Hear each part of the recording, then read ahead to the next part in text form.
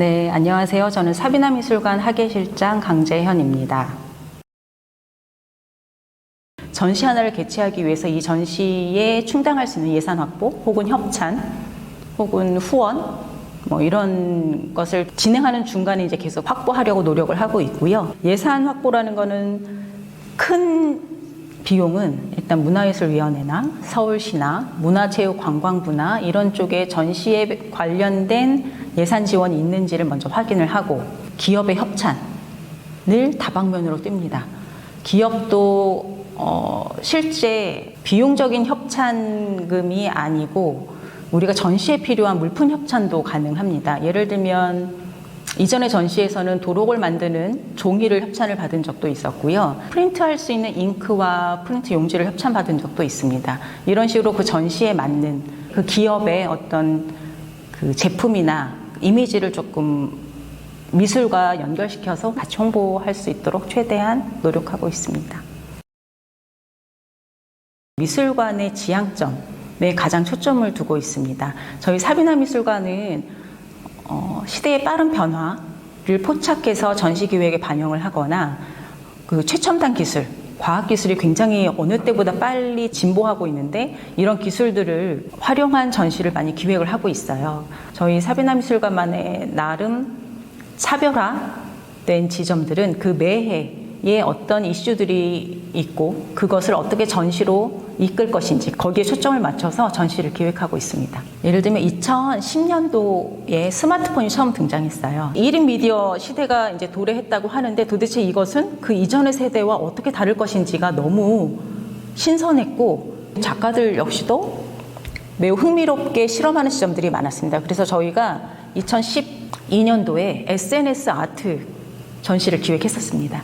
그래서 그 당시에 스마트폰을 가지고 발생할 수 있는 어떤 그런 소통의 문제, 1인 미디어 시대에 대한 어떤 그런 예견. 그래서 그 당시에 저희가 세미나도 온라인으로 최초로 진행을 했었고요.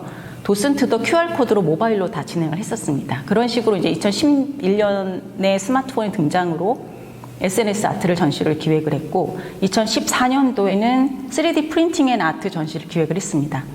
여러분들 기억하실지 모르겠지만 2013년도에 미국에서 3D 프린터로 총기를 만들어서 발사한 사건이 있었어요. 그게 굉장히 이슈가 됐었고 유튜브에도 그걸 만드는 방법부터 굉장히 이슈가 됐었는데 저는 그 뉴스를 보고 3D 프린터야말로 예술가한테 지어주면 너무 꿈같은 형상들이 나오겠다라는 생각에 몰입을 했었죠. 그래서 그 3D 프린팅 앤 아트 전시를 기획을 했었습니다.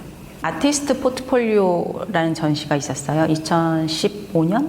그 전시를 기획하게 된 계기는 지금도 청년 실업난이 매우 심각하지만 그 당시에도 청년 실업난이 매우 심각해서 문제가 많이 되었습니다. 그러면 우리 미술을 전공한 이 미술계에 있는 분들은 전공을 하고 나서 어떻게 자기 직업을 갖고 어떻게 움직이면 좋을까를 고민하다가 나온 전시가 아티스트 포트폴리오인데요.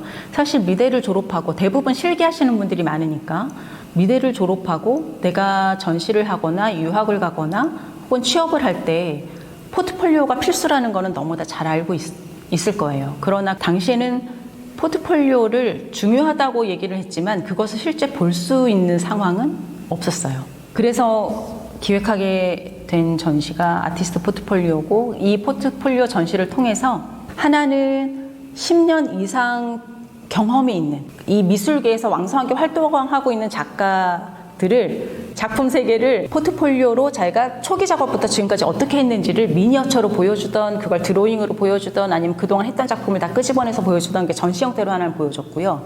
하나는 우리나라에 있는 레지던시 고향 창작 스튜디오 난지 그 레지던시에 입주된 작가들의 포트폴리오를 다 현장에 가지고 왔어요. 레지던시에 참여한 작가뿐만 아니고 유학 간 친구들 이미 어느 대학에 붙어서 그때 어떤 포트폴리오로 입학할 수 있었는지 그 포트폴리오 있었고 그리고 해외에서 유학을 마치고 구글이라든지 이런 데 이제 취업한 친구들의 포트폴리오 이런 것들을 다 끄집어 모아서 아카이브로 그 자료를 열람할 수 있겠습니다. 그래서 바인더 형식, 웹 형식, 또 영상 형식 이런 식의 포트폴리오 다방면으로 전시를 했는데 반응이 매우 좋았어요. 왜냐하면 각 미술대학에서 이 포트폴리오를 보려고 관람객이 많이 왔거든요. 전시뿐만 아니고 강좌, 포트폴리오 만드는 강좌, 그 다음에 프리젠테이션 하는 강좌를 만들어서 굉장히 실용적인 전시죠.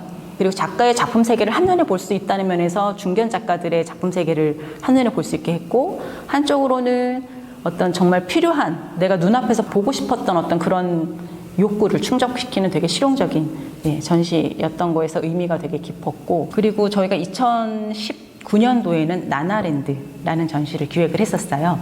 밀레니엄 세대들이 이제 등극하면서 이제 나만의 세계, 워라벨 이런 것들이 중요한 시대가 되면서 이 20대 친구들은 어떤 생각을 가지고 어떤 사고방식으로 이 삶을 영위하고 있는지 뭐 이런 것들을 조금 생각해보는 전시를 기획했었습니다. 이게 참 어렵기도 하면서 재미있는 점이기도 한데, 이 기획자가 책상에 앉아서 말로만 하고 글로만 하는 것이 아니고 내가 A부터 Z까지 몸으로 다 뛰어댄다는 것이 한편으로는 매우 재미있고 흥미롭고 늘 새로운 일들이 펼쳐지는 일이긴 하지만 한편으로는 매우 피곤하고 고단하고, 그러니까 삶과 일이 뭔가 이렇게 하나로 되어 있는 느낌? 이런 느낌이 드는데요. 그런 것들은 뭐 그냥 저는 내가 선택한 길이고 내가 좋아하는 일이니까 감당하고 매우 즐거운데, 사실은 일을 하면서 계획했던 대로 일이 진행되지 않는 경우가 종종 있습니다. 물리적으로 정말 되지 않는 상황도 생기고, 전시만 하는 사람은 아니잖아요. 전반적인 일을 보면서 그거에 대해 판단해야 되고, 뭐 일을 또 내려주기도 해야 되고 내가 또 마무리해야 되는 경우도 있기 때문에, 큐레이터라는 직업에 대해서 어려운 점이라고 하면 삶과 분리되지 않는, 한편으로는 취미가 일이고 일이 취미인 것, 약간 이런 것들.